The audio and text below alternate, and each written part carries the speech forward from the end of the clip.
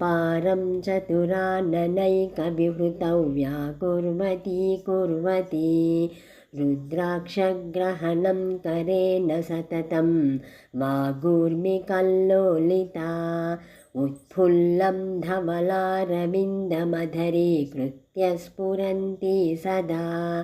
श्रीकामाक्षि सरस्वती विजयते त्वन्मन्दहासप्रभा कर्पूरद्युतितस्करेण महसा कल्माषयत्याननं श्रीकाञ्चीपुरनायिके पतिरिव श्रीमन्दहासोऽपि ते आलिङ्गत्यतिपीवरां स्तनतटीं बिम्बाधरं चुम्बति प्रौढं रागभरं व्यनक्ति मनसो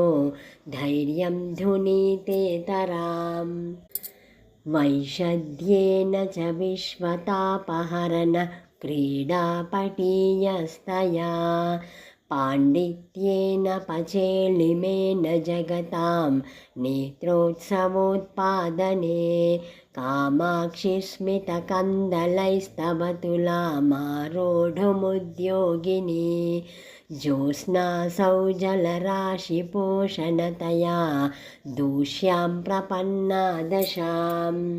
लावण्याम्बुजिनी मृणालवलयैः शृङ्गारगन्धद्विपग्रामण्यः श्रुतिचामरैस्तरुणिमस्वाराज्यबीजाङ्कुरैः आनन्दामृतसिन्धुवीचिपृषतैरास्याब्ज हंसैस्तव श्रीकामाक्षि मथानमन्दहसितैर्मत्कं मनः कल्मषम् उत्तुङ्गस्तनमण्डली परिचलन्माणिक्यहारच्छटा चञ्चक्षोनिमपुञ्जमध्यसरणिं मातः परिष्कुर्वती या वैदग्ध्यमुपैति शङ्करजटा कान्तारवाटीपतत्